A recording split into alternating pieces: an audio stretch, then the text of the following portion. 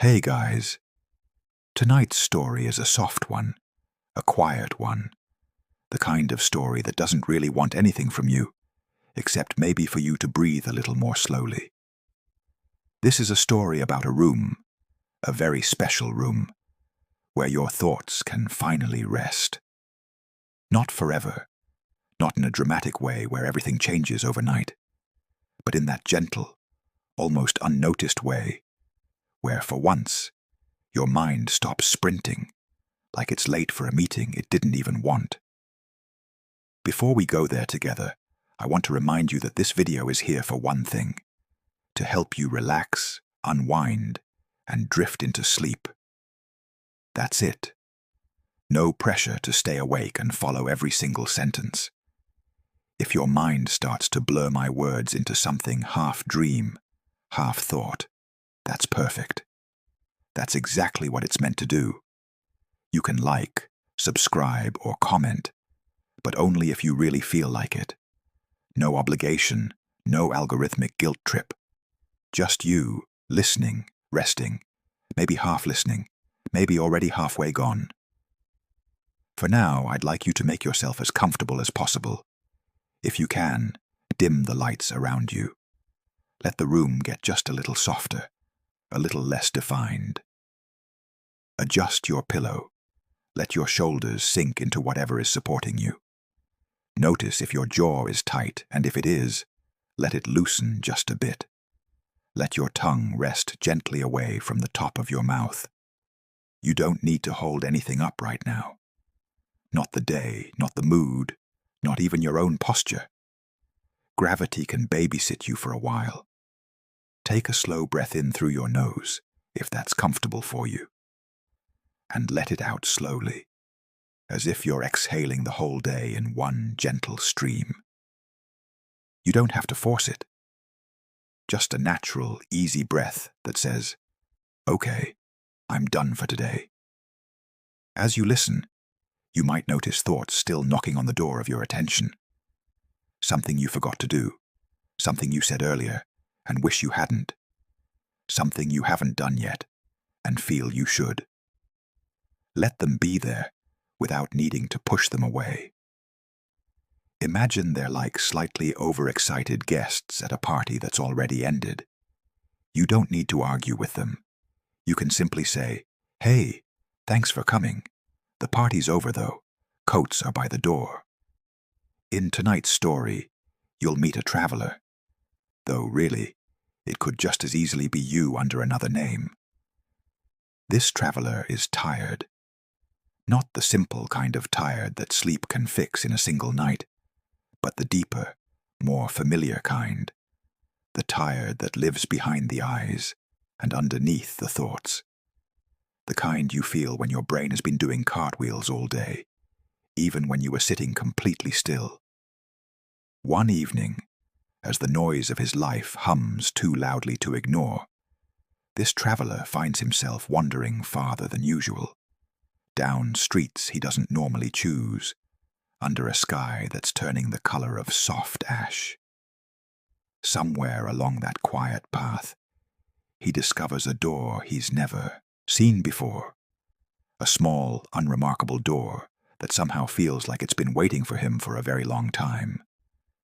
The door leads to a room, and the room is different from any place he's been in a while.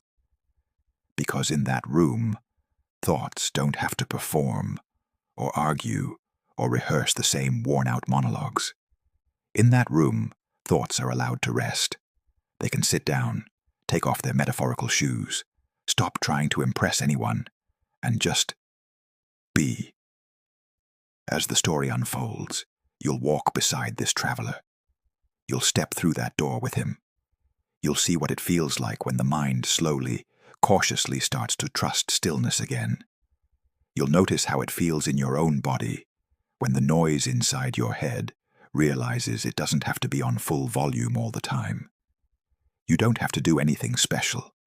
No visualizations required.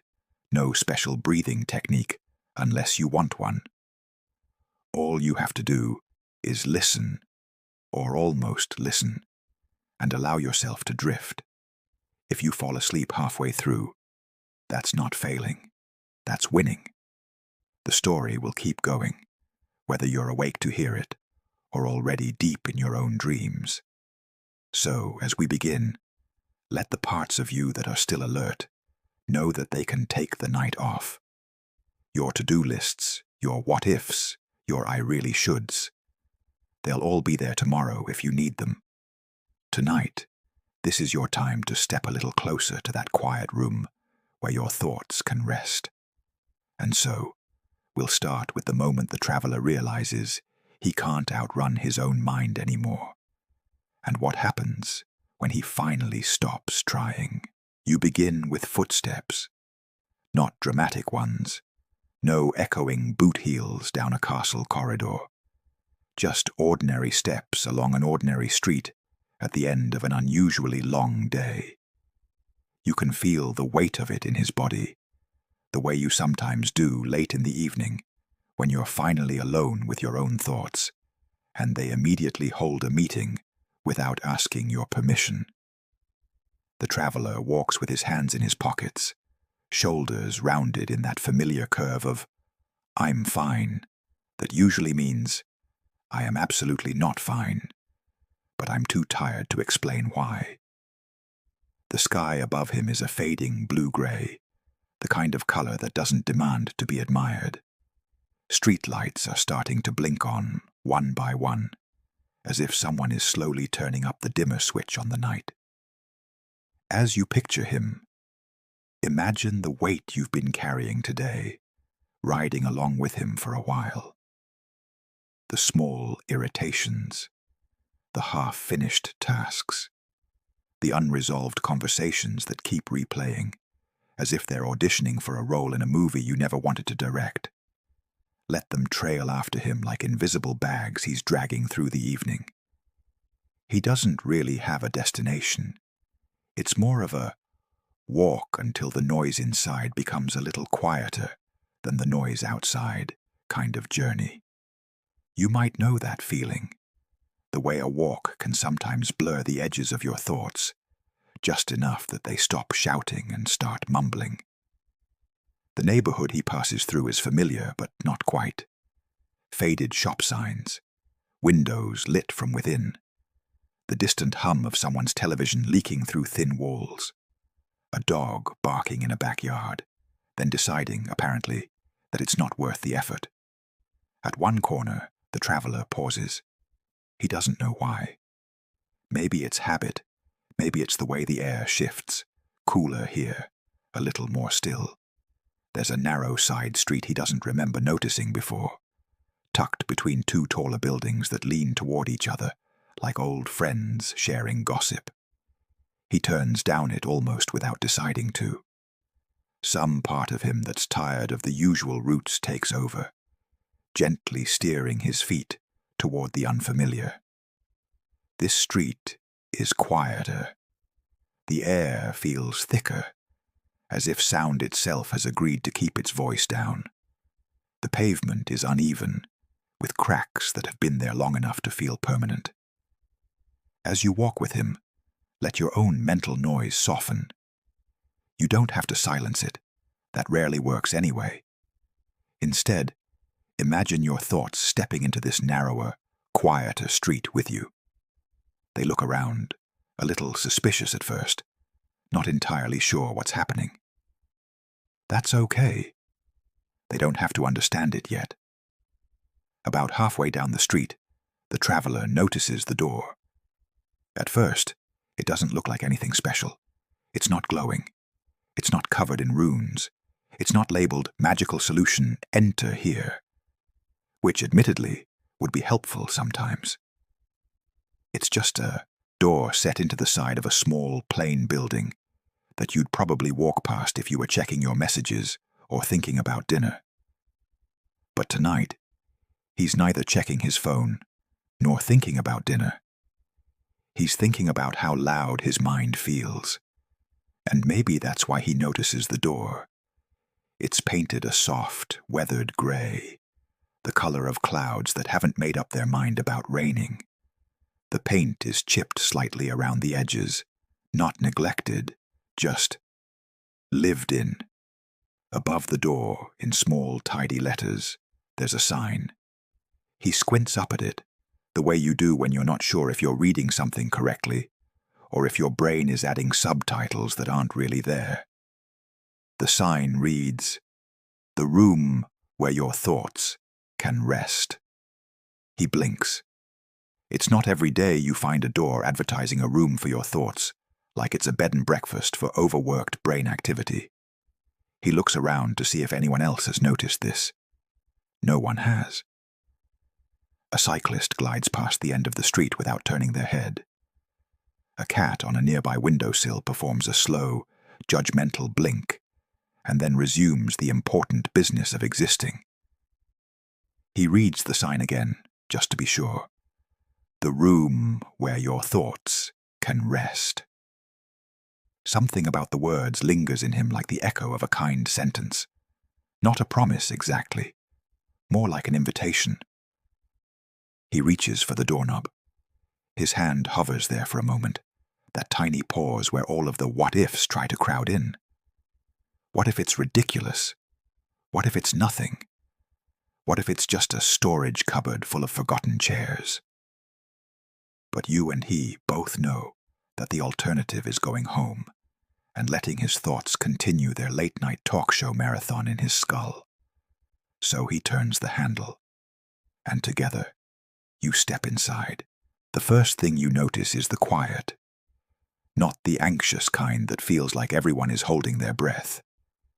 This is softer, like someone has laid a blanket over the world's sharp edges. Sounds are still there, the hum of the city far away, the faint creak of the door as it closes behind you, but they arrive on tiptoe instead of crashing in. The traveler stands just inside, letting his eyes adjust. You stand with him, as if you've stepped out of your own day into a space that doesn't quite belong to any clock. The room is simple. Soft light glows from a few lamps. The walls are painted in quiet colors. Warm gray, a hint of blue, the suggestion of cream. The floor is covered with thick rugs that look pleasantly worn, like they've held a lot of tired feet. A few deep chairs wait along one side of the room, cushions slightly rumpled, as if someone has just stood up. A low table holds a carafe of water and some mismatched cups. Nothing here shouts for attention. It's all just ready. What draws your gaze are the shelves. They follow the walls in a calm line. On them sit small objects: a stone rubbed smooth, a folded map, a fountain pen, a faded photograph, a stack of envelopes tied with string, a jar that appears to hold nothing at all. None of it makes sense yet, and somehow that's okay. "First time?" a voice asks gently. The traveler turns. So do you. Near one of the chairs stands a person whose age is hard to guess. Their face has the kind of softness that comes from a lot of listening. Their clothes are comfortable, unremarkable in the most comforting way, like the sweater you always reach for when you're not trying to impress anyone. The traveler clears his throat. "Is this really the room where your thoughts can rest?" "That's one name for it," the person says, smiling. "You're in the right place." The traveler laughs once awkwardly. "My thoughts don't really do rest. They mostly do overthinking at 2 a.m. "That's why people find the door," the person replies. "Come, sit. Nothing starts until you're comfortable." They gesture toward a chair. The traveler sinks down cautiously at first, then more completely as the cushions rise to meet him. The chair doesn't ask if he's done enough to deserve rest. It simply assumes that he has. If you like, you can imagine yourself settling too. Your body is already touching something: mattress, pillow, sofa, blanket. Feel that support for a moment. Notice how much is holding you up without you having to do anything.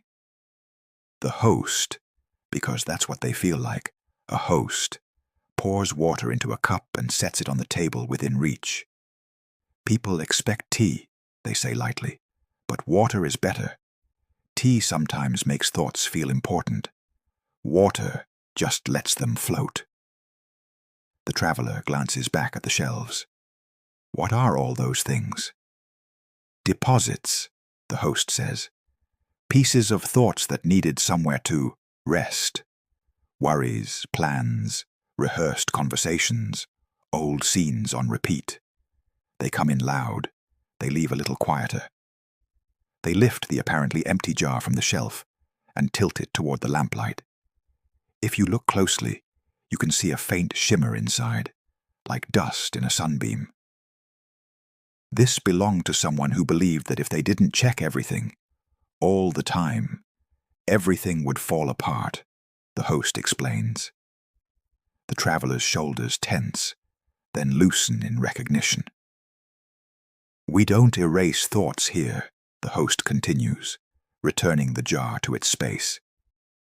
We don't argue with them or prove them wrong. We just give them a place to sit down for a while, like taking off a heavy backpack and putting it by the door. The pack still exists. You just don't have to wear it every second. The traveler leans back a little further. His spine remembers that it can lengthen. His breath deepens without him trying. So what do I do? He asks. For now, the host says, nothing. That's the hardest part for most people. We start by noticing what you've been carrying. That's all. Not fixing, just noticing. When you're ready, we'll invite a few of your thoughts to rest on the shelves instead of on your forehead. They glance toward you, as though they're aware you're listening from your own room, in your own evening. If you're here, they say, you've already done something important. You stopped rushing. You opened a door. That's usually where rest begins. The room seems to grow even quieter, not because anything has vanished, but because nothing is demanding center stage. Somewhere inside you, a very tired part that has been standing guard for far too long, begins cautiously to sit down. The traveler sits quietly, letting the stillness of the room settle around him like a soft blanket. You sit with him, noticing the subtle shift in the atmosphere, how the air seems to hum with patience, how nothing here is in a hurry. The host settles into a nearby chair, not across from him like a therapist, not beside him like a friend, somewhere comfortably in between. Before we begin, the host says gently, take a moment to feel where your thoughts are gathering. The traveler closes his eyes. You can do the same, if that feels right. Or simply soften your gaze, letting your eyes drift unfocused, the way they sometimes do when you're half reading a book, but your mind has already slipped into its own dreamlike monologue. Where do you feel the noise the most? The host continues. Your forehead, your chest, your shoulders, maybe behind your eyes. The traveler takes a slow breath. Behind my ribs, he says quietly, surprised by his own answer. Like there's a small knot there that hasn't unclenched in, I don't know, a long time. The host nods as if this makes perfect sense. Most people carry their thoughts in their chests. It's where worry likes to set up camp. Planning, too. Old fears, expectations. And the occasional, why did I say that thing 5 years ago, that pops up at 3 a.m.? The traveler gives a small, tired laugh. You might feel one stir in you, too. The host leans forward slightly. Can you place your hand there, over the knot? The traveler hesitates, then does. His palm rests flat against his chest, right where the tightness lives. You may try it as well, just placing a hand gently over your sternum, noticing the warmth there, not pushing, not correcting, just acknowledging. Now, the host says softly, don't ask it to go away. Just say hello to it. The traveler frowns slightly. Hello, not. If that feels strange, the host says with a smile, You can say nothing at all. What matters is noticing. Most thoughts knot themselves tighter when ignored, but they loosen when you simply acknowledge they exist. The traveler's hand settles more naturally. His shoulders drop a fraction. That small shift is almost invisible, but the room seems to notice. You've been carrying a lot, the host observes, not accusing or pitying, just stating a gentle truth. You've been holding more than anyone can reasonably hold alone. Even strong people get tired. Strong people, especially. The traveler swallows. His throat works against something that is not quite sadness and not quite relief, but something in between, like the feeling you get when someone finally asks how you are and actually means it. The host rises slowly and walks toward the shelves. When a thought has been carrying the weight for too long, they say, we can invite it to rest. The thought is allowed to stay yours, but it doesn't have to live in your body all the time. They gesture for the traveler to join them. He stands, moving carefully as if afraid the quiet might break. You can picture the soft rugs beneath his feet, the muted lamplight guiding him across the room. Choose something small, the host suggests. Not the big worries yet. We don't start with mountains. We start with pebbles. The traveler scans the shelves. There are open spaces on some of them, empty spots waiting without asking anything in return. He looks overwhelmed. I don't know which worry is small. That's all right, the host says, stepping beside him. Think of something that's been replaying today. Something minor but persistent. The kind of thought that doesn't scream, but taps you on the shoulder every 15 minutes just to remind you it exists. You might think of one too, the kind of thought that isn't catastrophic, but still somehow takes up more energy than it deserves. Maybe a line you repeated in your head. A small mistake, something pending, some tiny obligation. The traveler closes his eyes. There was something at work today, he says softly. Nothing huge, just... He exhales. I kept worrying that I looked stupid in a meeting. I stumbled over a sentence, and afterward I kept thinking everyone noticed. The host nods as though they've heard this story 1,000 times. Because they probably have. Ah, the echoing sentence. A classic. They pick up a small card from a stack on the table and hand it to the traveler. Write it. The traveler blinks. Write it down? It helps thoughts feel seen, the host explains. Most thoughts don't need solving. They need recognition, like a child tugging at your sleeve. Once you kneel down and say, I see you, they usually stop tugging. The traveler takes a pen. His handwriting is careful, almost shy, as he writes, I think I sounded foolish in the meeting. He hands the card back. The host smiles. Now place it there. They point to an open space on the shelf. The traveler slides the card into the empty spot. And the strangest thing happens. Not magical sparks, not glowing symbols, just the softest release inside his chest. A loosening. A tiny exhale he didn't realize he'd been holding all day. The host's voice is warm. There. You didn't get rid of the thought. You let it rest. The traveler touches the spot over his ribs again. It feels lighter. Thoughts aren't meant to be carried non-stop, the host says. They're meant to pass through, rest, and pass on again. But we forget that. We try to hold them all at once, all the time. They gesture to the shelves. This room remembers. You might notice something in your own body beginning to shift as well. Not dramatically, but subtly. The awareness that maybe some of your thoughts want somewhere soft to rest too. Not forever, just for now. The traveler returns to the chair, and this time he sinks more deeply into it, as if the furniture has grown warmer, more welcoming. "What happens next?" he asks. "Next," the host says, settling back into their own chair. "We listen for another thought ready to rest." The room grows quiet again, and you settle into the silence with him. The silence is not empty. It feels like a gentle tide moving in and out, breathing almost.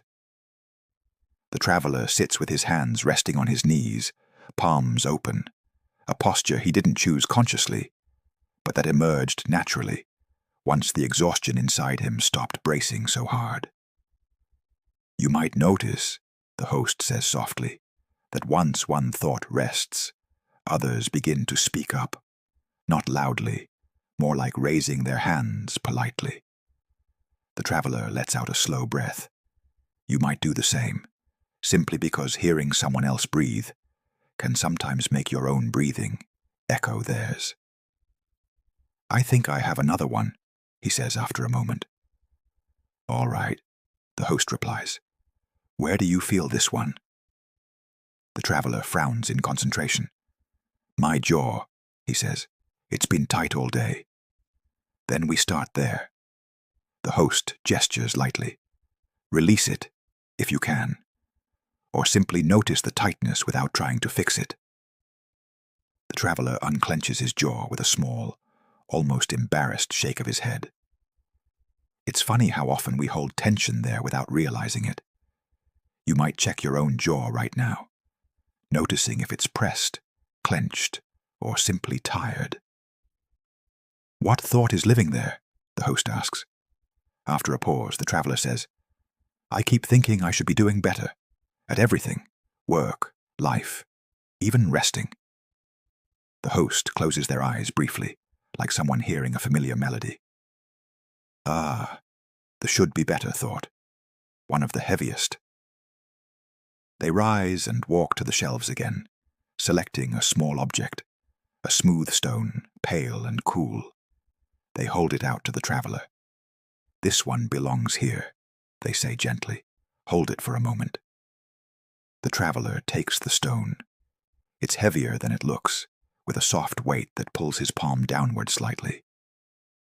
"This stone represents the pressure you put on yourself," the host explains.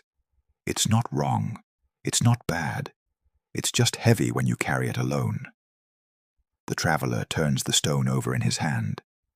Something about its simplicity makes the truth settle deeper into him. "You expect a lot from yourself," the host continues. "More than you'd ever expect from anyone else. And that expectation sits in your jaw, because the jaw is where the body stores the unspoken rules we try to force ourselves to follow." The traveler closes his fingers around the stone. "Yeah," he says quietly. "That sounds right." "You don't have to let go of the thought," the host reminds him. "Only the weight of it." They gesture to the shelf. "Place it there when you're ready." The traveler rises slowly. Each step feels intentional.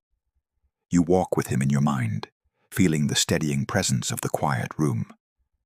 He sets the stone down on an open spot, the faint click of it touching the wood, echoing more deeply inside him than it does in the air.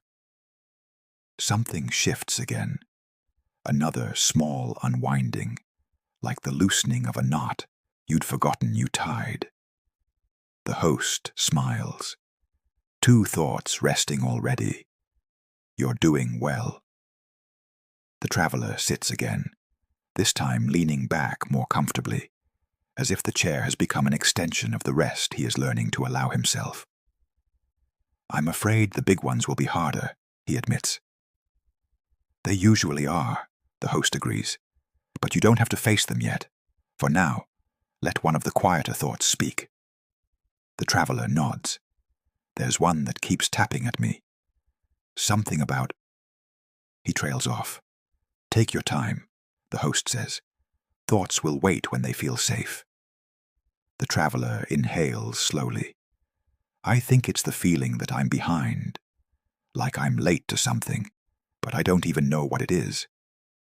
The host lets the words hang there for a moment. The falling behind feeling, they say softly. Yes, many travelers bring that one here. It makes no sense, the traveler says, almost apologetic.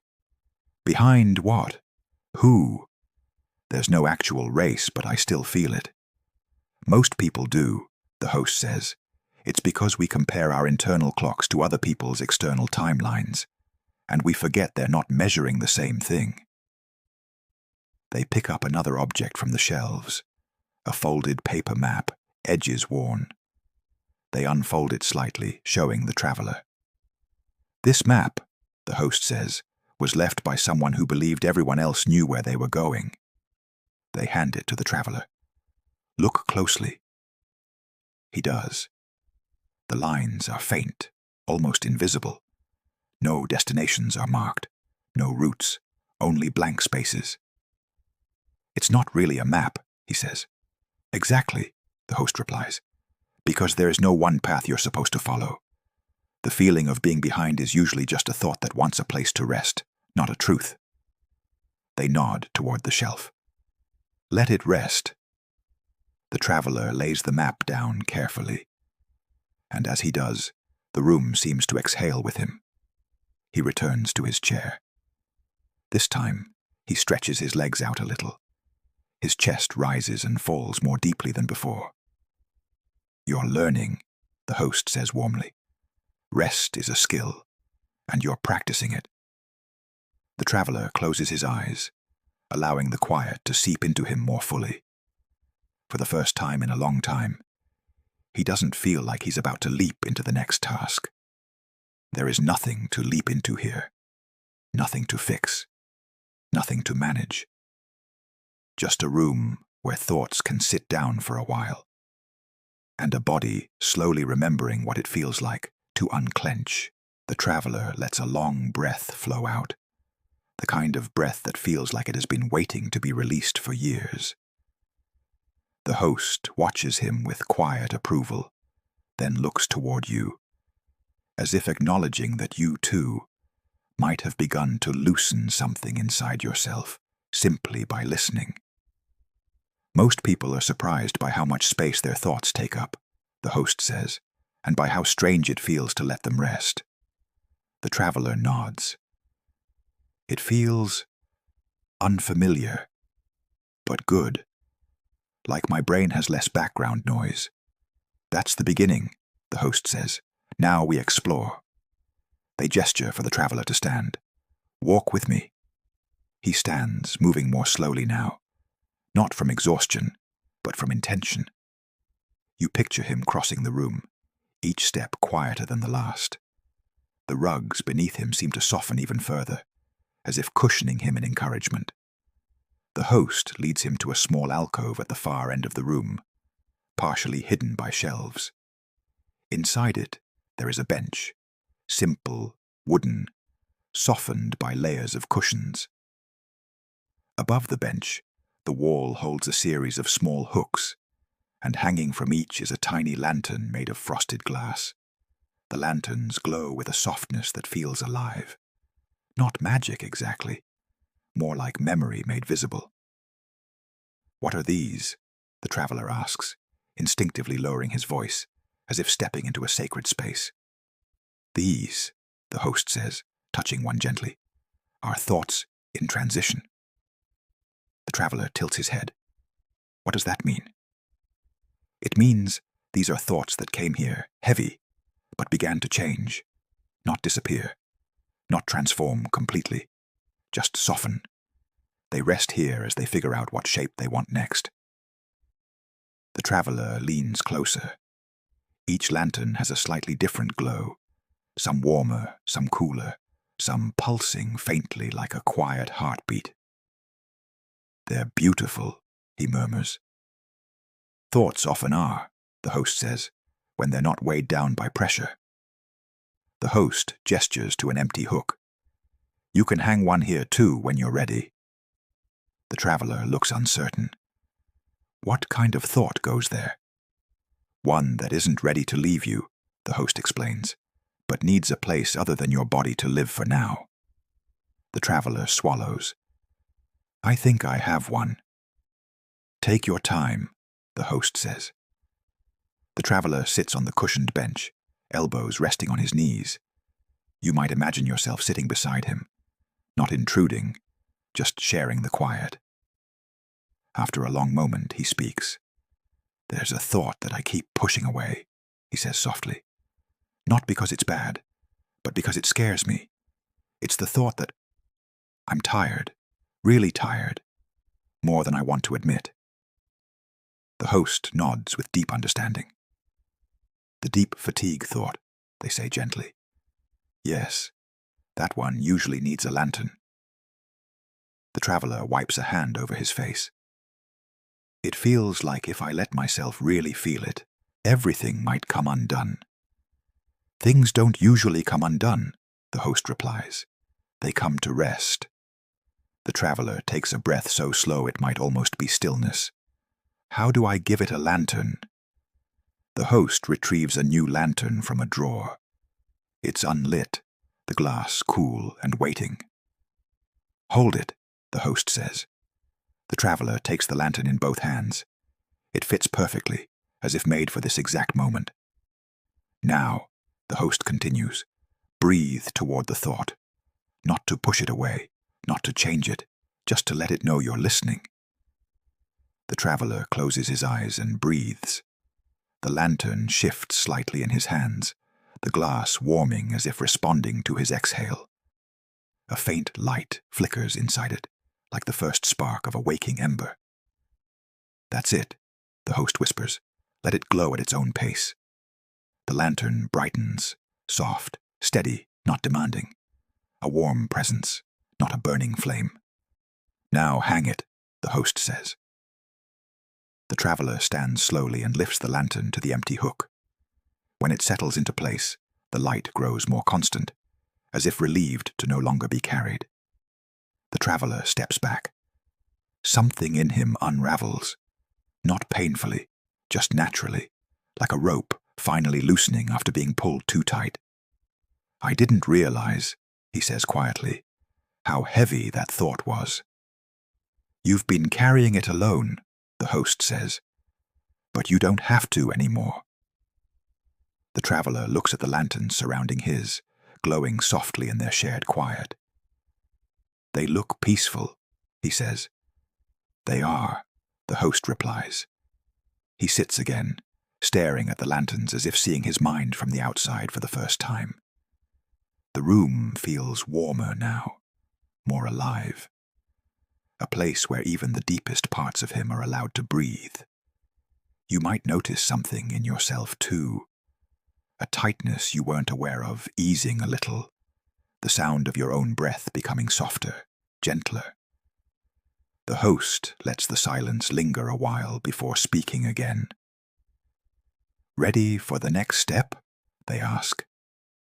The traveler nods, and the room seems to lean in, ready to hold whatever comes next. The host walks slowly back toward the center of the room, their steps quiet, almost synchronized with the steady hum of the lanterns behind them. The traveler follows, still feeling the soft resonance of having released something long held. You might feel it too, a faint echo of relief that doesn't belong only to him. Now that a few of your thoughts have found their place, the host says gently, we can explore how they behave when they're no longer pressed against you. The traveler tilts his head. Thoughts behave? Oh, yes, the host replies with a small smile. Thoughts have their own personalities. Some are dramatic, some are shy, some are very convinced they're the star of the show. When you stop carrying them on your shoulders, they reveal who they actually are. The traveler lets out a soft, tired laugh. That sounds surprisingly accurate. The host gestures toward a low, curved sofa near the center of the room. Sit here, they say. This is the listening place. The sofa is deep and soft, the kind that encourages sinking rather than sitting. Its cushions look slightly uneven, molded by the countless moments of rest others have left behind. The traveler eases onto it and feels himself melt deeper than expected. You can imagine it, the way your body might let go a little if it found a surface designed to absorb your tiredness without comment. The host sits nearby, not too close, not too far. Close your eyes for a moment, they say. Let the room do what it's meant to. The traveler obeys. You might let your eyes drift too, or simply soften your focus until the edges of your own room turn gentle. Listening, the host continues, doesn't mean searching, it means allowing. Let whatever thought drifts toward you arrive without judgment. No chasing, no pushing, just presence. The traveler breathes out. His chest rises, falls, rises again, each breath slower than the last. At first, there's only quiet. Then, eventually, something appears. It's faint, the traveler whispers, like a whisper or an echo. That's how many thoughts begin, the host says.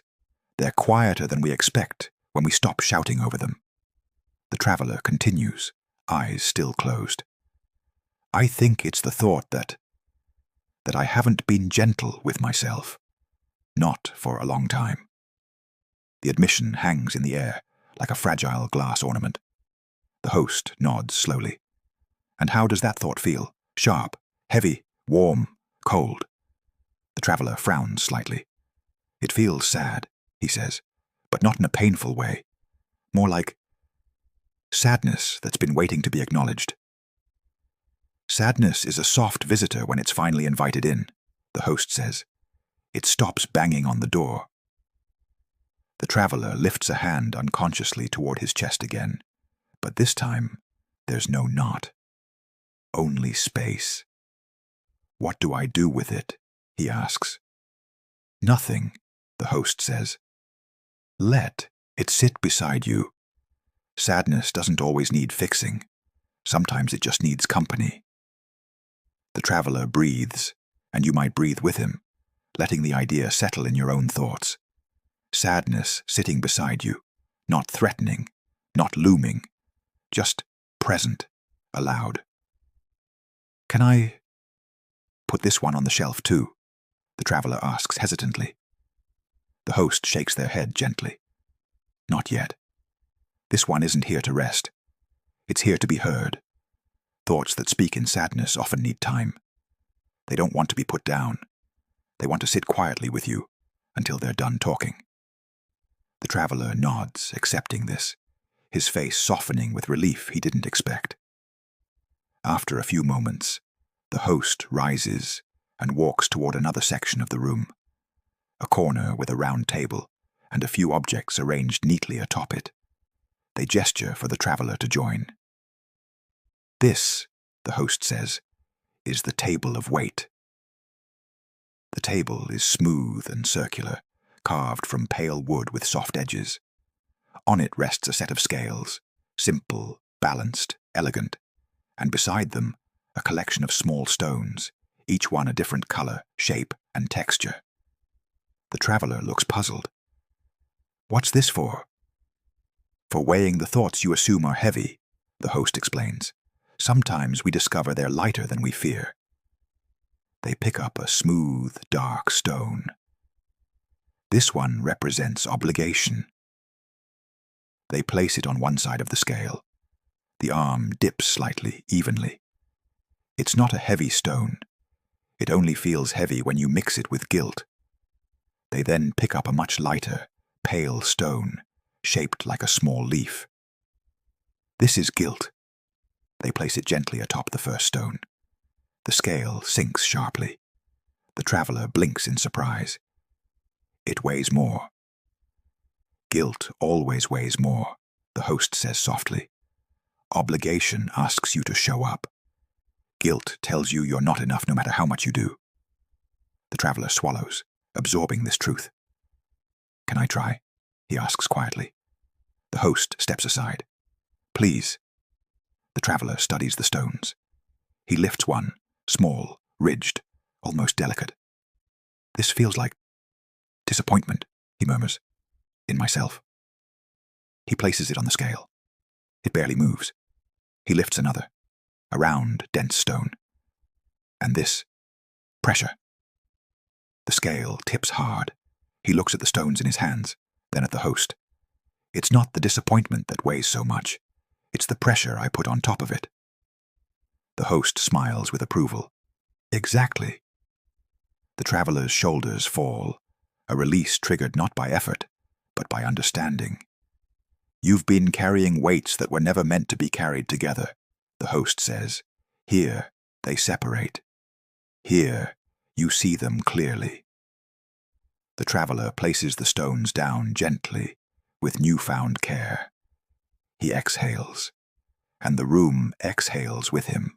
The host leads the traveler to yet another corner of the room of many corners, as you might be starting to think of it. Every direction seems to hold a new place for a different kind of thought. This one is particularly intriguing. A small alcove lined with softly glowing sand, like a shallow tray stretching across a wooden frame. This is the quiet sand, the host explains, a place where thoughts leave impressions.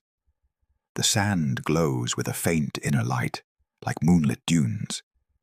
It looks impossibly smooth, untouched, pristine, as if waiting for the weight of something real. The traveler stares. What do I do here? Let your thoughts touch the sand, the host says. Not the heavy ones, not the complicated ones, just the ones drifting on the surface of your mind. The traveler hesitates. I don't know if I can choose like that. You don't need to choose, the host replies. Just place your hand in the sand. The thoughts will choose themselves. So he kneels beside the tray. Slowly, carefully, he presses his palm into the soft, glowing surface. And something remarkable happens. Images, not literal ones, but impressions, form beneath his palm. A half-remembered conversation, a worry he'd forgotten he was worrying, a single, tired wish for rest, and a vague outline of something he longs for but hasn't named. They appear like patterns shaping the surface. The traveler stares with quiet awe. I didn't know I was thinking about all of this. Most surface thoughts stay invisible, the host says. They whisper, but they rarely shout. The sand gives them shape. The impressions slowly fade back into smoothness. Can I try again? The traveler asks. Of course. He presses his fingers into the sand this time. More shapes form, these ones softer, less defined. A desire to feel understood. The memory of being praised once, long ago. The comfort of something familiar. The fear of losing that comfort. They hover like ripples, then dissolve. The traveler sits back on his heels. It's strange, he says. Seeing my thoughts like this makes them feel less tangled. That is the purpose, the host replies. Once you name a thought's shape, it stops hiding in the clutter. The traveler rises slowly. A different kind of quiet fills him now. A quiet that tastes like clarity. You might feel it too. The sense that your own surface thoughts, if given space, might also reveal themselves not as overwhelming truths, but as temporary shapes in soft sand. The host touches the edge of the tray, smoothing the last faint line away. Come, they say, there is more to explore. The traveler stands, calmer now, and follows. They walk toward a part of the room that seems a little darker. Not threatening, just dimmer, like the gentle shadows before dawn. Here, a long mirror stands, framed in wood that looks older than anything else in the room. This, the host says with quiet reverence, is the mirror of honest reflection. The traveler tenses. Mirrors can be intimidating even in the best circumstances, especially ones that promise honesty. I don't know if I'm ready to look at that, he admits. The host smiles kindly. Most people think this mirror shows harsh truth, but it doesn't. It shows compassionate truth. They tilt their head, the kind you've deserved for a long time. The traveler says nothing, but he steps closer. The mirror reflects him, but not the way he expects. His face looks softer, less tired. His shoulders hang more naturally, without forced posture. His eyes, instead of looking hollow, look like they're finally being seen by something other than worry. "It doesn't show how I look," he murmurs. "It shows how I feel." "Not how you feel now," the host says, "but how you feel when you're not carrying everyone else's expectations." The traveler swallows. "I don't know this version of myself." "You do," the host corrects gently. "You've just forgotten him. He's who you are when you stop trying to be better and allow yourself to simply be." The traveler reaches out, touching the cool glass. His reflection doesn't mimic the movement exactly. It moves a moment slower, as if considering him with patience rather than pressure. "I look lighter," he whispers. "You are lighter," the host says. "You've set 3 thoughts down already. More will rest in time." The traveler steps back, a hand pressed to his chest where the knot used to be. For the first time, he feels spaciousness where tension lived before. "How long can I stay in this room?" he asks. "As long as you need," the host replies. "Thoughts don't heal by rushing. They soften by staying." The traveler closes his eyes and breathes. You might breathe too. That gentle, slow kind of breath that feels like a promise kept to yourself. The quiet after seeing himself in the mirror stays with the traveler like a soft echo. Something warm lingering in the air long after the moment has passed. The host gestures for him to follow once more, moving toward another gentle corner of the room, a place that feels neither like a beginning nor an end, but a pause, a breathing space. "This," the host says, stopping beside a wooden table covered in slips of parchment, "is the archive of unfinished thoughts." The traveler blinks. "Unfinished thoughts?" "Yes," the host replies, fingers brushing lightly across the edges of the pages. "The thoughts you began, abandoned, or never figured out. The ones that show up at random times, usually right as you're trying to sleep." A wry smile tugs at the traveler's mouth. "Ah, those." The host picks up a small strip of parchment. It has just a few faint words scrawled across it.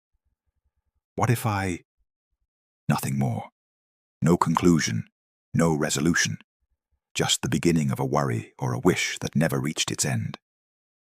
"These thoughts," the host continues, holding the parchment gently, "often feel heavy, not because they are important, but because they are incomplete.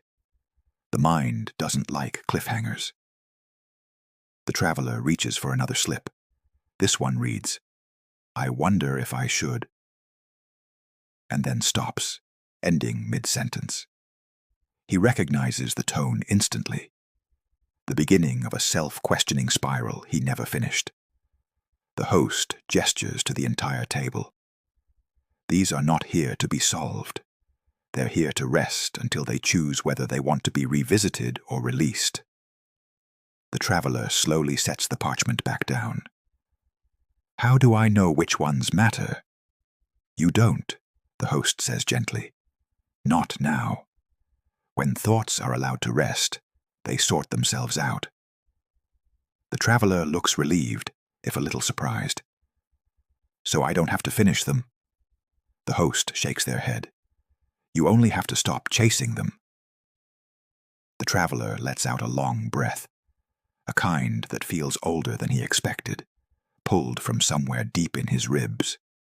The host smiles. "Good. Now take a look here." They reach for a drawer beneath the table and slide it open. Inside are dozens of blank slips. For any unfinished thought you're carrying tonight, the host explains, write only the beginning. Then place it here in the archive. Let it rest unfinished. The traveler hesitates at first, but then he takes a slip, grips the pen and writes, I don't know if I'm doing enough. That's it. No ending. No conclusion. Just the beginning of a thought that has chased him for years. He sets it gently into the drawer. Something inside him unclenches. He takes another slip and writes, I wonder if people would still care if...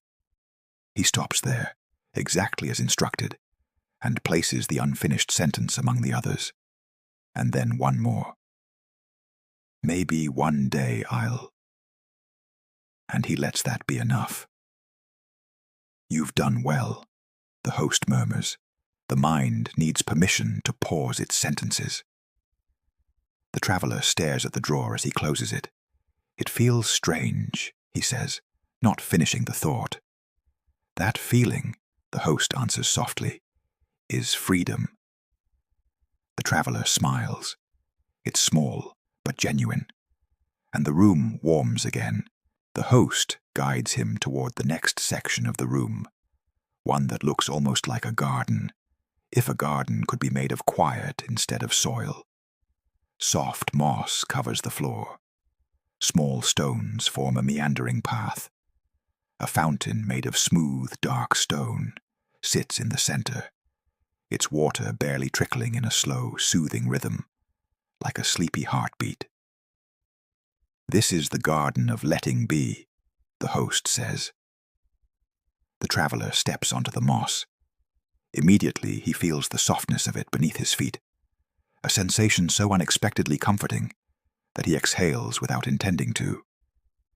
You might imagine it, the cool softness giving beneath your weight, not resisting, just quietly accepting. The host gestures toward the fountain. Thoughts that don't need solving often come here. The traveler approaches it, noticing how the water seems to glow faintly with reflected light. It is not magical, only peaceful, the kind of peaceful that doesn't ask anything in return. Sit, the host says gently. He does, lowering himself onto the smooth stones surrounding the fountain. The water makes a soft, tinkling sound as it falls, like the whisper of someone saying, "It's okay to stop." "What do I do here?" the traveler asks. "Nothing," the host replies. "This garden is for thoughts that aren't problems, thoughts that simply exist." The traveler listens to the water. The sound is steady, calming, a rhythm without urgency. "It feels like the kind of place you come to when you don't want to fix yourself," he says. "Just be." The host nods. "Exactly. This garden teaches you to stop interrogating your mind. Not every feeling is a warning. Not every thought is a task." The traveler lowers his head. "That's hard for me." "I know," the host says kindly. "Most people are taught to examine themselves as if they're a puzzle. But you are not a puzzle. You're a landscape. Landscapes aren't solved. They're experienced." The traveler looks up at them, something heavy shifting in his expression, softening, loosening. The host continues. "If a thought comes to you now, don't pick it up. Don't turn it over. Don't chase it. Let it drift in and drift out, like a breeze." The traveler closes his eyes. You might do the same, feeling the invitation to stop solving, stop tightening around your own thoughts. One thought drifts in. "I miss feeling peaceful." And then it drifts away. Another floats by. "When did I start carrying so much?" And then it too leaves quietly. A third arrives. "What if I could feel like this more often?" It rests for a moment, then dissolves into the sound of the fountain. Nothing is forced. Nothing is held. The host speaks softly. "Notice how thoughts behave when you don't grab onto them. They come, they go, and all the while, you remain untouched." The traveler breathes deeply, a breath that feels like it's reaching places he forgot could fill with air. And a calm settles over him, deeper and steadier than before. When he opens his eyes again, the host is watching him with gentle approval. "You're learning the rhythm of the room," they say. "You're beginning to let your thoughts move at their own pace." The traveler stands, and the moss springs back beneath his feet, leaving no mark behind. Like the garden itself is saying, "You don't have to leave traces everywhere you go." The host leads him out of the quiet green corner and toward another softly lit section, a place with a long wooden counter and a tall cabinet behind it, filled with empty glass jars of all sizes. "This," the host explains, "is the shelf of tomorrow." The traveler blinks. "Tomorrow?" "Not plans," the host clarifies, "and not pressure. Tomorrow is simply possibility. These jars hold space for thoughts that are not ready today, but might belong to you one day when you feel rested enough to greet them." The traveler steps closer. The jars sparkle faintly under the warm lights, their clear surfaces inviting but not demanding. "They look empty," he says. "They are," the host replies. "And that's the point. They are space, nothing more." The traveler reaches for a medium-sized jar. "What do I put in here?" "A thought," the host says, "that isn't ready yet. Something you're not obligated to decide or understand tonight." The traveler thinks for a moment. Then he speaks softly. "I keep wondering whether I want to change something in my life, something big, but I'm not ready to think about it yet." The host nods. "Then give it a jar." The traveler lifts a small slip of paper from the counter and writes only a few words. "Maybe one day I'll try something new." He rolls the paper gently and places it inside the jar. The glass seems to warm slightly, accepting rather than holding. The host smiles. "Now set it on the shelf." The traveler places the jar among the others. It looks right there, neither urgent nor forgotten, simply waiting with patience that does not require attention.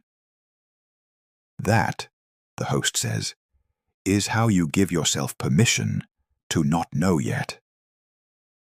The traveler takes a small step back and looks at the rows of jars. There is something deeply comforting in their quiet presence, possibility without pressure, hope without expectation. And when he turns back toward the host, his expression reflects something new. Not clarity, not certainty, but space. Space inside himself he did not realize had been lost. The host nods, seeing it clearly. "You're beginning to rest," they say. The traveler nods too, and somewhere deep inside you, something rests a little as well. The host leads the traveler onward, deeper into the room that now feels much larger than it first appeared. Every step reveals a new space, soft, shifting, reshaping as needed. The traveler pauses at the entrance of the next alcove. It looks unlike the others, warm, dim, lined with cushions in every shade of gentle color, soft grays, muted blues, calming creams. It resembles a nest made for worn minds. "This," the host says, "is the resting place of mental noise." The traveler raises an eyebrow. "Mental noise?" The host smiles knowingly. "The chatter, the background static, the unhelpful commentaries that hum in the corners of your mind. They don't come here to be analyzed. They come here to take a nap." The traveler stares at the cushions. "My mental noise naps." "Eventually," the host says lightly, "once you stop feeding it caffeine." The traveler chuckles under his breath, then steps cautiously into the padded alcove. The cushions are unbelievably soft beneath his feet, the kind that swallow sound and thought alike. As he sits, he notices something strange. Every cushion subtly adjusts to support him, shaping itself around the way he leans, the curve of his back, the weight he carries. This feels... He struggles for a word. Permissive, the host offers. Safe enough that even your loudest thoughts can drift off. The traveler closes his eyes and listens. At first, the noise in his mind sputters and crackles like a radio searching for a signal. Did you send that email? Should you have said that thing differently? You forgot to... What if... Maybe you shouldn't. You still haven't. But the longer he sits in the quiet cradle of cushions, the more the noise shifts. Crackling softens to static. Static softens to faint hum. Hum softens to warm silence. The traveler lets out a breath he hadn't realized he was holding. The noise inside him isn't gone, just resting, as if it's finally allowed to. You see, the host says quietly from nearby, mental noise isn't dangerous. It's just tired. It talks too much because it doesn't know how to rest on its own. The traveler nods. I always thought I had to fight it. That only wakes it up more, the host explains gently. Noise gets louder when you resist it, but when you offer it a place to rest, it settles down on its own. The traveler leans deeper into the cushions. For the first time, his thoughts feel like background dancers rather than choreographers. Stay as long as you like, the host says. In this place, you don't have to think. You don't even have to not think. You can simply be. The traveler almost smiles. I think I understand. Then he corrects himself. No, I feel it. The distinction settles in the air like dust, catching the glow of soft light. When he finally stands, moving like someone who has woken from a long, replenishing nap, the room around him seems even quieter than before. The host nods approvingly. You're ready for the next space. They walk toward a softly curtained alcove. The fabric is light, almost transparent, shimmering gently in the lamplight. The host parts the curtain with care. This, they say, is the chamber of gentle truths. The traveler enters slowly. The room feels warm, not in temperature, but in tone. A place where honesty doesn't sting. Unlike the mirror of honest reflection, which revealed truth from the outside, this chamber draws truth from within. In the center sits a round cushion on a low wooden platform. The traveler sits. The host kneels nearby. Here, truths speak softly, not the harsh truths your mind sometimes throws at you, not the critical ones, only the truths that help you breathe. The traveler swallows. What kind of truth is that?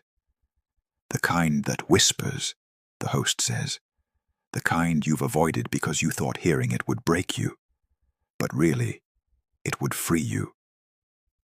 The traveler closes his eyes again, and you might feel yourself naturally mirroring him.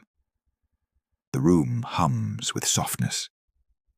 After a long moment, a truth rises gently inside him, not loud or sharp, but inevitable. I'm tired of pretending I don't need rest. The words fall from his lips like they've been waiting years to escape. The host nods, smiling with deep compassion. A powerful truth, spoken gently. The traveler continues, breath trembling slightly. And I'm tired of acting like everything is fine, when it isn't. Another gentle truth, the host says. Your truths are not attacks, they are offerings. He takes one more breath, and one more truth rises. I want to feel like myself again. And when he says it, his voice cracks in a way that isn't sadness or fear. It's relief. The kind you feel when something inside you finally has enough space to unfurl. The host places a steady, warm hand over their own chest. Your truths honor you, they say. They don't demand action. They simply want to be heard. The traveler wipes at the corner of his eye. I didn't realize how long I've been carrying these. Most people don't, the host replies gently, because gentle truths are the first ones we silence and the last ones we remember to release. The room glows a little brighter, just for a moment, like the chamber itself is exhaling with him. When he stands, he doesn't feel fixed. He feels lightened. A soft difference, subtle but real. The next space is wider, more open. The host calls it the Hall of Uncarried Futures. Tall shelves line the walls here, but they are mostly empty, holding only a few scattered items: a notebook with no writing, a pair of shoes unworn, a scarf neatly folded, a compass pointing nowhere. The air feels full of possibility. "What is this place?" the traveler asks, almost whispering. "This hall," the host explains, "is where futures you don't have to carry live." The traveler frowns. "I don't understand." The host walks along one shelf and picks up the unworn shoes. These belonged to someone who carried the pressure to achieve, constantly. They believed they had to run toward some grand purpose. They set the shoes down gently. And when they came here, they realized they didn't have to carry that future anymore. They could walk at their own pace. Their future was theirs to shape. The traveler steps closer to the shelf. "So this room is for letting go of what I think I'm supposed to do." "Exactly," the host says gently. "It's a place where the should futures, the expected futures, the everyone else is doing it, futures can rest." The traveler's breath hitches, because he definitely knows the weight of those futures. The host gestures toward an empty spot on a lower shelf. "You may place one here, too." The traveler hesitates. "But which one?" "The one that exhausts you," the host says simply. "The future you've been dragging even though it's not truly yours." He closes his eyes. It doesn't take long. "I've been carrying the idea," he says quietly, "that I have to keep proving myself, over and over, even when no one is asking me to." The host bows their head, honoring the truth. "Place it on the shelf." The traveler picks up a blank notebook, the symbol of endless expectations, and sets it in an empty spot. And for the first time since entering the room, he feels a weight leave him entirely. Not rest, not relief, but release. The host touches his shoulder with gentle approval. "Your future no longer has to exhaust you."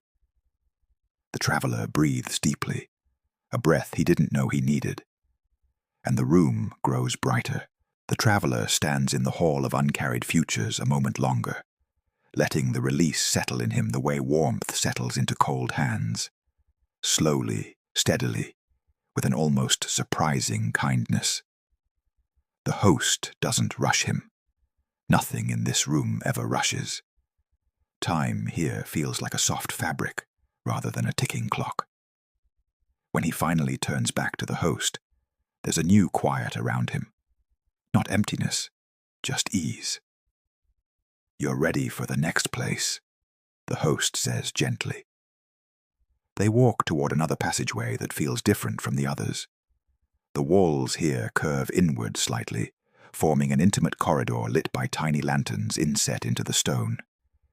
Each lantern flickers with a soft golden flame, and as the traveler passes, he notices something unusual about the light. It dims or brightens in response to his breathing, as though syncing itself with him. "What is this?" he asks. "This," the host says, "is the corridor of kind self-talk." The traveler pauses. "Kind self-talk?" His voice is skeptical in the same way people get skeptical about yoga on the first day of class. Polite, curious, and absolutely convinced he won't be naturally good at it. The host smiles. "You're not here to force kindness onto yourself. You're here to hear how it sounds." As they walk, faint whispers emerge from the lanterns. Not loud, not demanding. More like the quiet murmurs you sometimes hear when half asleep, when the world is soft around the edges. One lantern whispers, "You've been trying your best, even on days when nothing went as planned." The traveler stiffens, as if someone's touched a bruise. Another lantern whispers, "You're allowed to be tired. It doesn't mean you've failed." His throat tightens. Another lantern, gentle as a warm hand on the shoulder, "You don't have to earn rest." The traveler stops walking. The lanterns continue speaking, as if they've waited years for this moment. Not everything is your responsibility. You've carried more than anyone noticed. You deserved kindness long before you learned to give it to yourself. The traveler puts a hand to the wall, steadying himself. His breath trembles. The host steps beside him, not touching, but close enough to anchor. This corridor speaks the words your mind never learned to say. The traveler nods, tears slipping quietly down his cheek. Not in agony, but release. Another lantern whispers, "You're not behind, you're healing." And at that, the traveler sinks onto a cushioned bench positioned along the corridor's curve. It is as if the place knew he'd need to sit.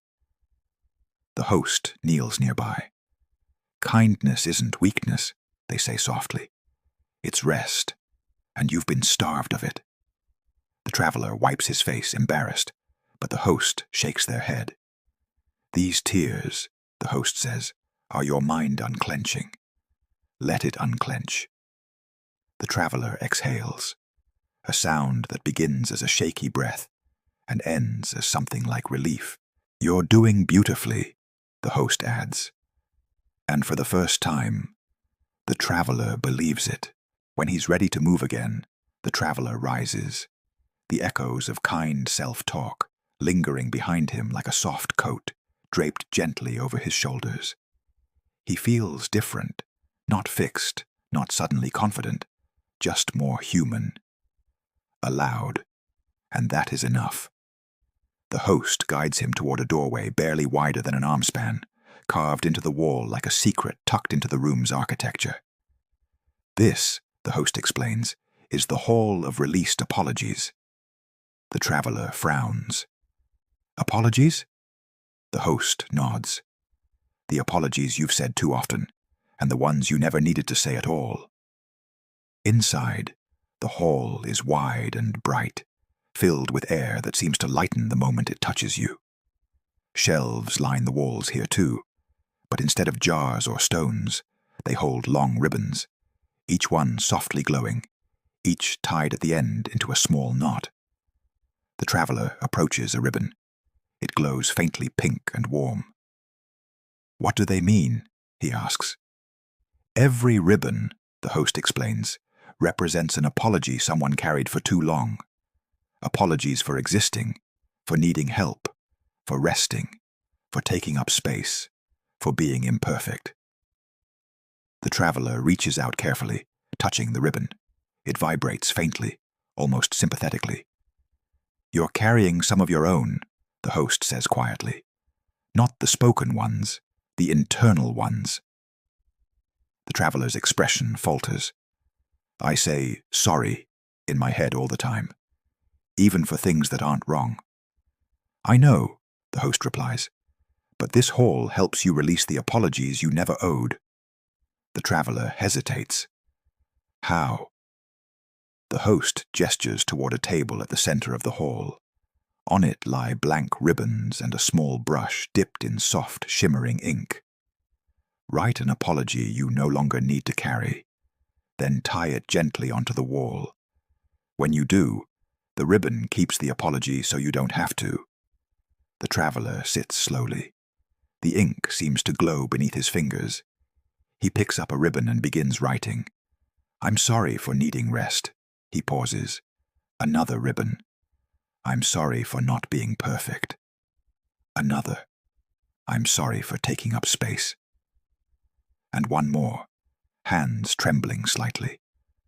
"I'm sorry for not being someone else's version of enough." When he stands, The host walks beside him as he ties each ribbon onto an empty hook along the wall. The knots glow softly, as if thanking him for finally letting them go. And with each ribbon he places, he feels a part of himself untangle.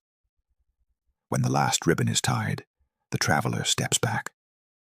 The room feels lighter. He feels lighter. "You've released what you never needed to carry," the host says, "and you are not less for it.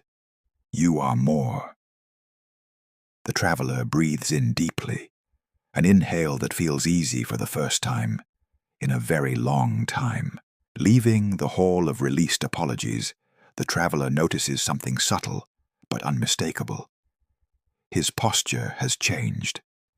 He's no longer walking with rounded shoulders, as if bracing against unseen weight. He walks upright, still gently, still slowly, but freely. The host leads him to the next space, a circular room with a high domed ceiling. The ceiling is painted with constellations, not of stars, but of thoughts. Some constellations glow brightly. Moments you were kind to yourself. Times you helped without noticing. Small joys you forgot you felt. Others glow faint and distant. Times you forgave yourself quietly. Dreams you abandoned but still love. The strengths you forgot you had. The traveler stands still, head tilted up, eyes soft with wonder. "What is this?" he whispers. "The sky of remembered goodness," the host says, "a place where the thoughts you overlook shine." The traveler's breath catches. "I didn't know I had so many good things." "You forget them," the host replies gently. "People always remember their mistakes more easily than their quiet triumphs." The host gestures upward. "Look closely." He does. One constellation brightens, a cluster shaped like an open hand. "That," the host explains, "is the moment you comforted someone who was struggling, without realizing how much it helped." The traveler's eyes widen. "I forgot about that." "That's why it's up there," the host says. Another constellation glows, a warm spiral. "What's that?" the traveler asks. "A time when you treated yourself gently," the host says, "even if only for a moment." The traveler's voice softens. "I didn't think that counted." "Everything counts," the host says softly. "Healing is built from small moments, not grand ones." The traveler's eyes drift across the painted sky. More constellations light up as he notices them. A day he persevered when everything felt heavy. A moment he spoke kindly to someone who needed it. A time he rested without guilt. The instance he reached out for help. A memory of laughter he thought he'd forgotten. His hand presses to his chest, not to steady himself this time, but because he feels something expanding inside him. Warmth, recognition, belonging. The host steps beside him. "You are not defined by the weight of your thoughts. You're shaped by the quiet good you never give yourself credit for." The traveler swallows hard. His voice trembles. "I didn't know there was so much light." "There always was," the host says. "You just needed a room where your thoughts could rest long enough for you to see it." The traveler inhales, and everything inside him feels just a little more possible. The traveler lingers beneath the sky of remembered goodness, staring upward as if he's seeing a secret written in plain sight. One he's been too exhausted, too distracted, or too self-critical to recognize. The constellations glow softly, pulsing with a gentle warmth that seems to settle directly into his chest. Finally, he lowers his gaze, and the host is watching him with an expression that feels like encouragement and quiet pride, all at once. "You're beginning to see yourself the way this room sees you," the host says. The traveler exhales slowly. "I didn't think there was this much worth noticing." That, the host replies, is because you've spent years believing that only the heavy thoughts mattered. The traveler nods.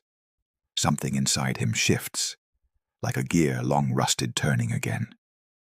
The host gestures toward a doorway on the far side of the circular chamber. Come, there's something else I want to show you.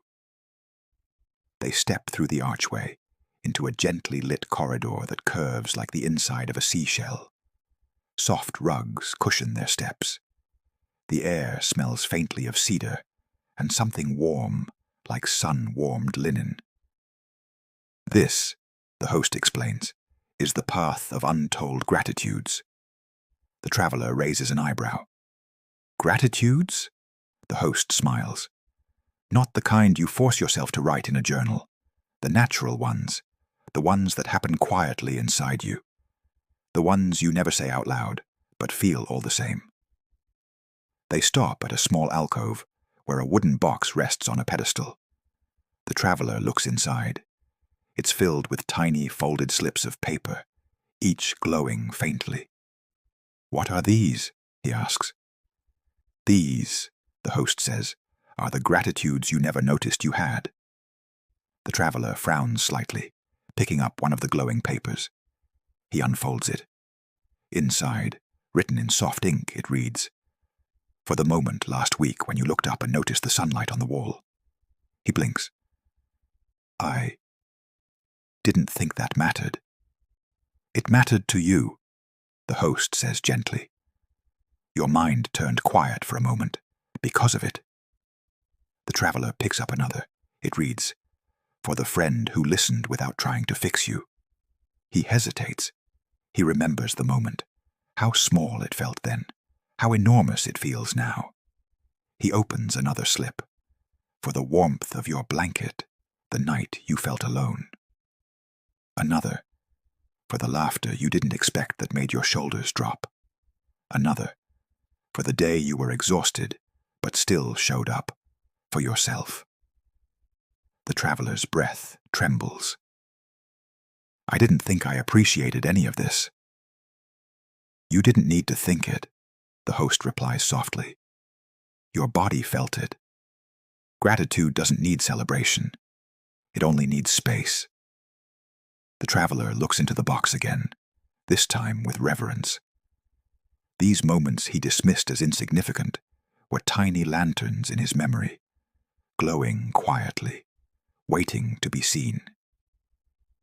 Take one with you, the host says. The traveler hesitates. Which one? The one that makes you feel warm inside, the host answers, even if only by a degree. He scans the slips. One shimmers slightly brighter than the others, as if it recognizes him. He takes it, unfolding it again. For the kindness you forgot you gave. It hits him deeper than the others. He closes his eyes, holding the slip against his chest for a brief moment, before folding it carefully. You may keep it, the host says. It is a truth you deserve to remember. The traveler nods, overwhelmed, but steady. The corridor opens into another space. This one darker, quieter, more intimate than any before. The light here is low and amber soft, like the glow of candles in a silent room. The walls are padded with thick fabric, and the ceiling slopes downward gently, making the space feel like a protective cocoon. What is this place? The traveler asks, voice lowered instinctively. This, the host replies, is the chamber of released expectations. The traveler tenses. Expectations, he repeats, wary. The host steps beside him, speaking gently. Yes, the ones you place on yourself, the ones you believe others place on you, the ones that sit in your stomach like stones. The traveler takes a slow breath. His shoulders rise, fall. How do I release them? The host gestures to a tall, cylindrical vessel in the center of the chamber. It's made of glass, filled with swirling golden mist that moves like slow-motion fog. Step closer, the host says. The traveler approaches. The mist shifts as if aware of him, softening, opening. In this vessel, the host explains, you can place an expectation you no longer want to carry. The moment you name it, the mist reshapes it into something new, something gentler. The traveler swallows hard. Name it? Yes, the host says. Say it aloud or silently. Both are heard here. The traveler hesitates for a long moment. His eyes close. His jaw clenches once, then releases. Finally, he speaks. I'm tired of expecting myself to be okay all the time. The mist responds. It ripples, slow, deep, like a sigh. Then it changes color, shifting from gold to soft white, forming a shape, a feather. A feather? The traveler whispers. The host nods. Your expectation was heavy. The truth of it is light, that you're allowed to not be okay. The feather dissolves back into mist, leaving the air warmer than before. The traveler's breath catches quietly. He steps closer, placing a hand on the glass. Another expectation rises in him, this one deeply rooted. I'm tired of expecting myself to never fail. The mist swirls again. This time it condenses into the shape of a sapling, a tiny branching tree. Failure, the host says gently, is growth. The room is reminding you. The traveler's eyes glisten. Another expectation surfaces. I'm tired of expecting myself to be what everyone needs. The mist folds into a glowing heart, small, steady, humble. You are allowed to be one person, the host says softly. Not everyone's anchor. The traveler presses a hand to his eyes, overwhelmed but unburdening at last. Place one more, the host murmurs. He nods, and after a long, trembling breath, he whispers, I'm tired of expecting myself to heal quickly. The mist brightens, soft gold swirling upward, then shapes into a slow-moving river of light winding through the cylinder. Because healing, the host says, voice warm, is a slow river, not a race. The river of light dissolves into calm mist.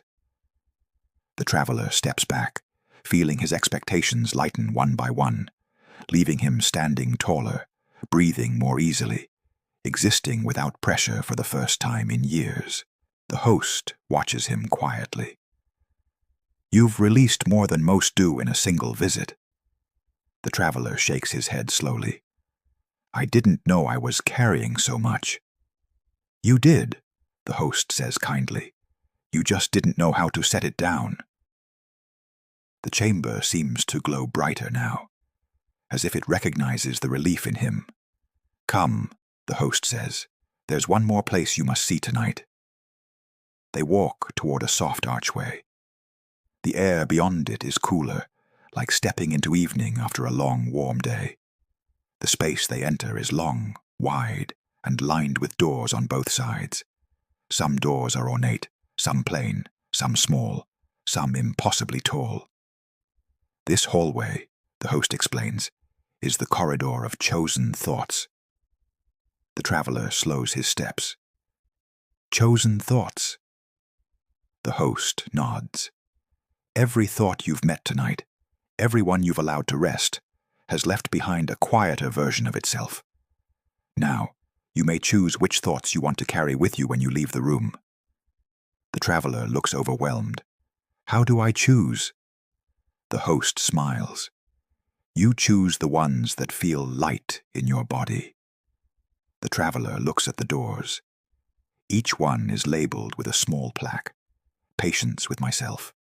Permission to rest. I don't have to rush. It's okay to be human. I am learning, not failing. I am allowed to change. I deserve kindness. Small steps. Count. I don't need to be perfect. The traveler's breath catches. These are thoughts? He asks. They are the quiet truths left behind when the noise rests, the host says. The traveler reaches toward one door, hesitant then intentional. He opens the one labeled, "I don't have to rush." Inside is a warm, calm breath of air that enters his chest naturally, as though it already belongs there. He closes the door gently. Then he opens another. "I deserve kindness." A soft warmth brushes his shoulders, settling gently like a scarf. He places a hand on his heart, as if to hold it there. He opens another. Small steps count. His spine loosens. His breath deepens. As he opens each door, each chosen thought becomes a quiet companion inside him. Not loud, not imposing, just present. Finally, he stops at one door he didn't think he'd be ready for. He hesitates. The host stands beside him. "It will not overwhelm you," they say softly. "It will support you." The traveler nods, then opens it. "I am enough." The air that flows out is gentle and steady, like a held hand, like an exhale stretched into eternity. The traveler closes his eyes. A single tear falls, not of sadness, but of recognition. Deep, quiet recognition. He breathes, and everything inside him shifts just a little closer to peace. The traveler stands in the corridor of chosen thoughts longer than he expected, letting each door he opened settle quietly inside him. These thoughts don't shout, they don't demand, they don't insist on being remembered.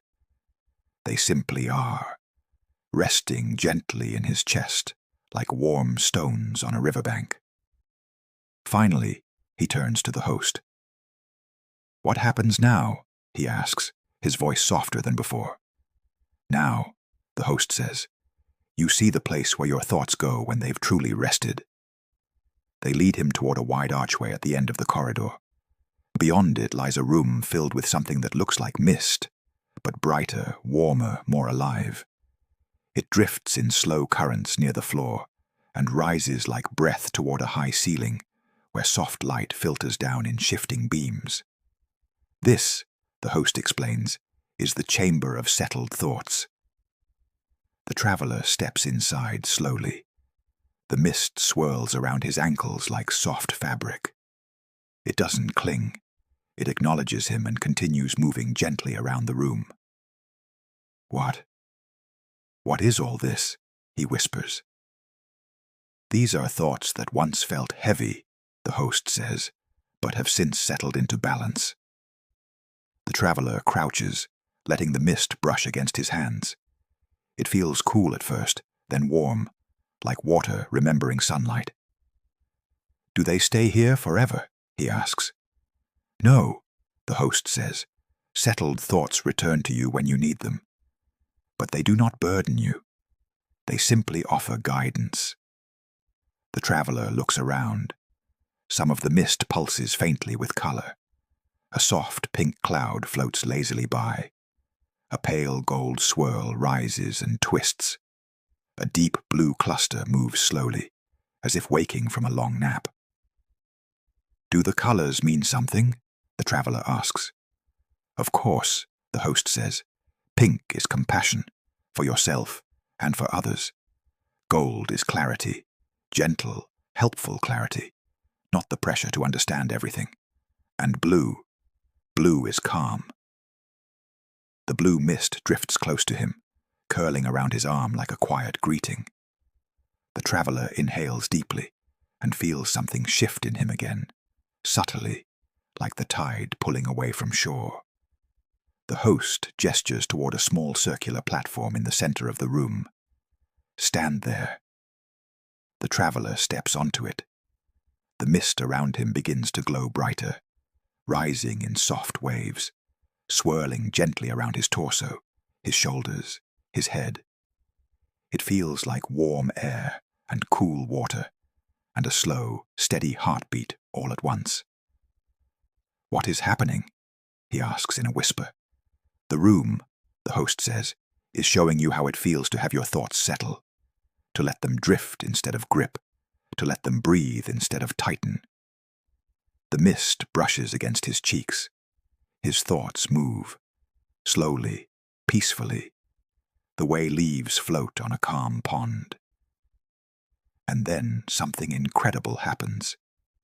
The mist begins to form faint shapes around him, thoughts he had placed on shelves, in jars, in gardens, on ribbons, returning, not in their old heavy forms, but as soft, weightless reflections. The thought he worried made him look foolish in a meeting, the pressure to be perfect, the sadness that needed to sit beside him, the fatigue he hung in a lantern, the unfinished sentences he allowed to rest, the gentle truths he finally spoke, the expectations he released, the futures he no longer carried, the kindness he chose for himself. They appear for only a moment, soft silhouettes made of mist and color, and then dissolve again. Why am I seeing them? He asks quietly. Because they are no longer burdens, the host says. They no longer hide. They simply exist. The mist rises one last time, encircling him in calm. Then slowly, the currents quiet, and the room falls still. The host steps forward. Let's continue. They leave the chamber of settled thoughts and enter a room that feels like a sigh. Soft light, dim as early morning. Gentle shadows moving slowly across the floor.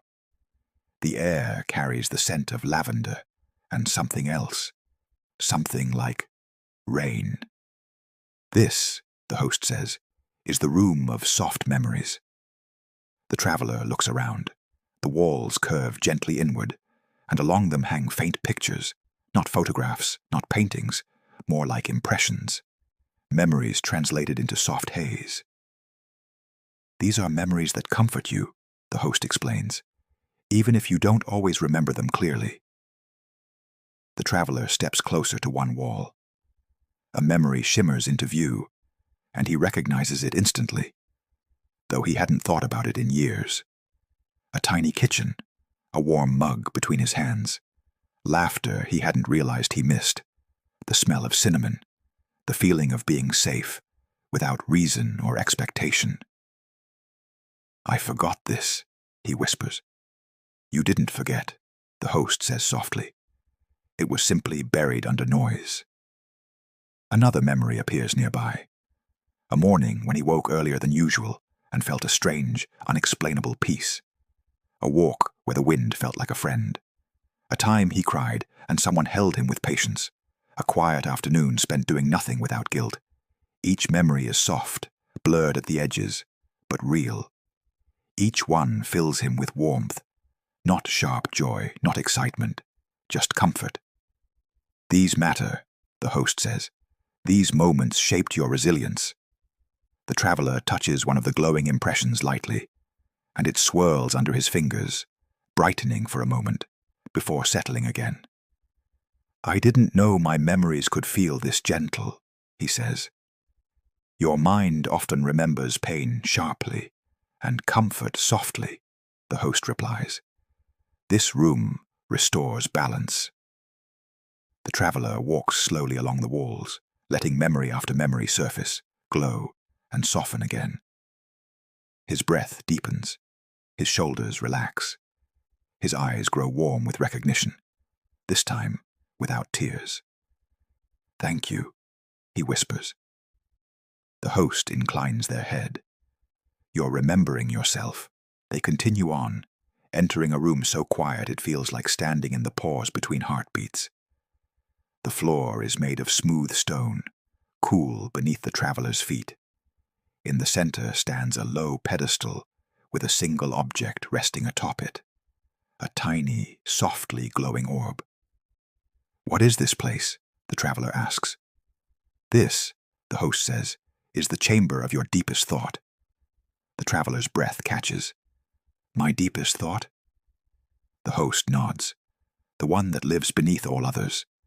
The thought you rarely name, but that guides everything. The traveler steps closer to the pedestal. The orb pulses gently, as if mirroring his heartbeat. I'm afraid, he admits quietly. What if my deepest thought is something terrible? The host shakes their head. Deep thoughts are never cruel. Cruel thoughts are shallow. Deep thoughts are truths you haven't allowed yourself to hear. The traveler's chest tightens, not with pain, but with recognition. Touch it, the host says softly. He hesitates, then places his fingers on the glowing orb. Instantly, warmth spreads through his hand, up his arm, into his chest. A thought rises, not loud, not sharp, not frightening, just true. It speaks inside him with a voice that feels older than his own, steady and calm. I just want to feel like I'm enough. The traveler's eyes close. The truth settles around him like a blanket. Not judgment, not expectation, just understanding. The orb glows brighter. That, the host says gently, is the center of everything you carry. And now that you've touched it, it can rest too. The traveler keeps his hand on the orb until the glow softens again. Then he opens his eyes, and something inside him feels undeniably lighter. The traveler stands before the softly glowing orb, feeling its warmth fade back into the gentle, steady pulse of the room. His deepest thought, I just want to feel like I'm enough, still echoes within him, but not in the heavy way it once lived in the shadows of his mind. Now it settles like a truth finally receiving acknowledgement, a truth allowed to breathe. The host watches him quietly, then speaks in a tone that feels like warm hands around a cup of tea. You've met the thought beneath all others, they say. Now we help it settle. The traveler nods. There's a solemn calm in his expression, not sadness, not joy, but something like emotional equilibrium. Come, the host says, there's a place for that. They walk out of the chamber of your deepest thought into a wider, softer room. It looks almost empty at first, but then the traveler sees it. A circular mat in the center, woven from threads of pale silver and soft blue. It seems to shimmer with a quiet intelligence. This, the host explains, is the circle of integration. The traveler tilts his head. Integration? Yes, the host replies. This is where all that you've learned tonight begins to settle into who you are. Not as tasks, not as revelations, as rest. The traveler approaches the mat and sits slowly. The woven threads mold beneath him like water, learning to become solid. The thoughts you've released, the host says gently, the truths you've heard, they need space to come together. You don't need to think. Your mind knows what to do. The traveler takes a slow breath. Then something seems to shift. Not outside of him, inside. The hum of mental noise softens. The weight of expectations remains absent. The kindness from the corridor lingers like a warm shawl. The memories from the soft chamber glow faintly inside him. The chosen thoughts sit quietly like companions. And beneath it all, the deepest thought rests, not shouting, not pleading, simply acknowledged. The host sits across from him, not speaking, not prompting, just present. You may feel sensations, the host says softly. Softness, warmth, a loosening, maybe even stillness. The traveler nods. He does feel something. It begins at his chest, where the knot once lived. A warmth spreads outward, gentle and even, like a stone set in sunlight. It reaches his shoulders, which drop another fraction lower. It fills the space behind his ribs, making room where tension used to take up permanent residence. His breath changes, longer coming in, slower going out. His eyelids grow heavy. Memories refuse to sharpen into stories. Thoughts refuse to spiral. Everything floats. Integration. The traveler feels a deep, steady quiet settle over him. Not silence, quiet. The kind of quiet that hums, the kind that feels alive. I think, he whispers, I feel whole. The host nods once, with infinite softness. You do. Not Finished, not fixed, whole. The traveler's eyes close briefly, then open again. Is this what it feels like when thoughts rest? Yes, the host says. This is the feeling of not chasing anything.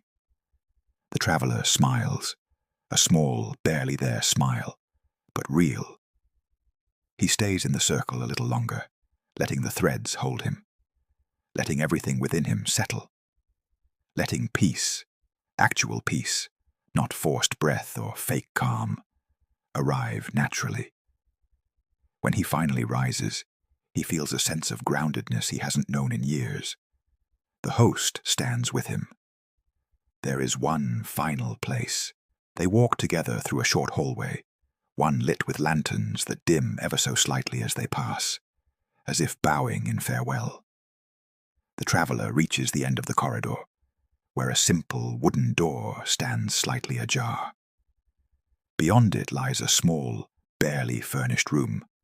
A bed, a blanket, a single pillow, a nightstand with nothing on it. This, the host says quietly, is the chamber of rest.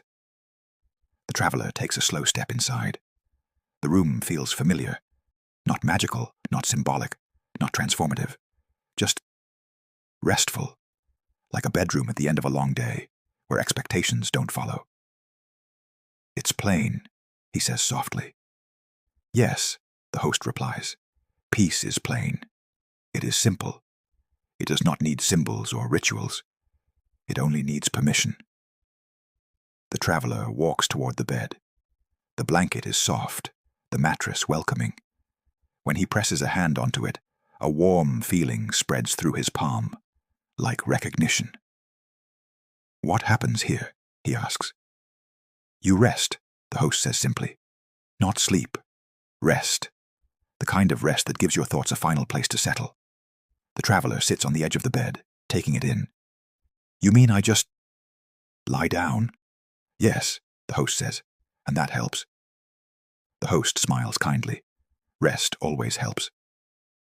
The traveler lies back slowly. His head sinks into the pillow. His shoulders loosen further. His hands relax at his sides, palms open. The room feels like exhaling. He stares at the ceiling, noticing faint patterns in the plaster, the soft lines, the gentle shadows. The host sits quietly near the door, not intruding, simply accompanying. You've done the work of many nights, the host says. You let your thoughts rest. You saw your truth. You released expectations. You softened old noise. You remembered moments of quiet goodness. Now, let your mind come home. The traveler's breath deepens. A memory surfaces, not a sharp one, not emotional, just soft, the feeling of being a child, lying in bed after a long day, listening to the quiet sounds of a home settling around him. Safe, present, home. His eyes flutter. The host lowers their voice to a whisper. You are enough. You have always been enough. And when your thoughts rest, you see it. The traveler doesn't speak. He doesn't need to. He lets his body sink deeper. The host watches as peace settles over him fully, like the final page of a long, gentle book closing itself. You don't have to stay awake to finish this, the host says. Rest is the ending. The traveler's eyes close. His breathing slows.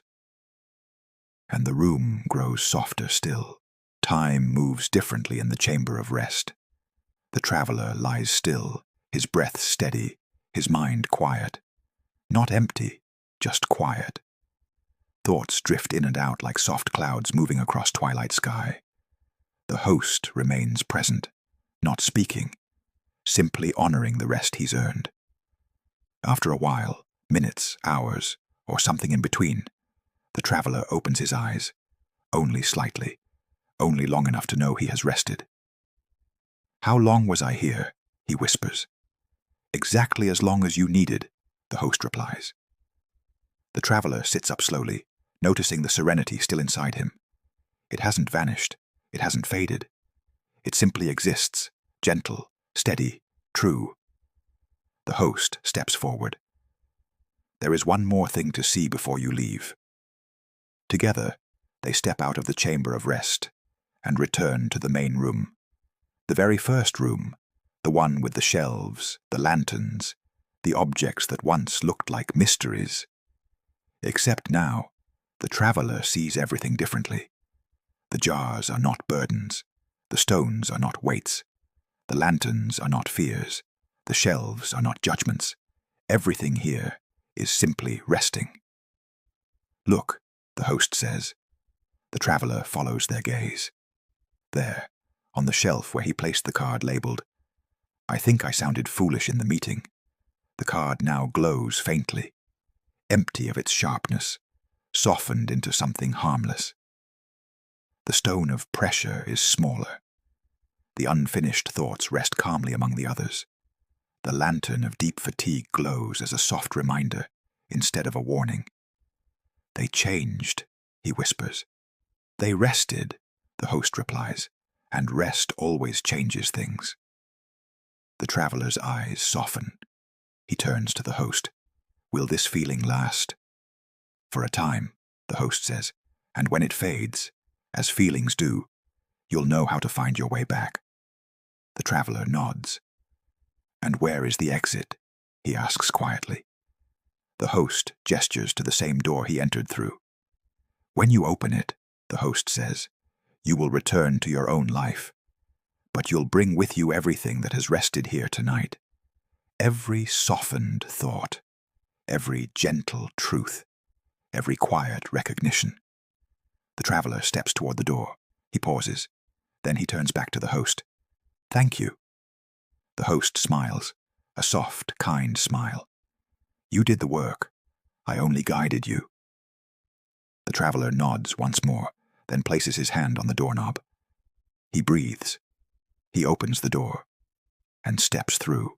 "Hey guys, if you're still with me, drifting in and out, or resting quietly, I hope tonight's journey gave your thoughts a place to breathe, a place to sit down, a place to stop rushing. If you're already asleep, that's perfect.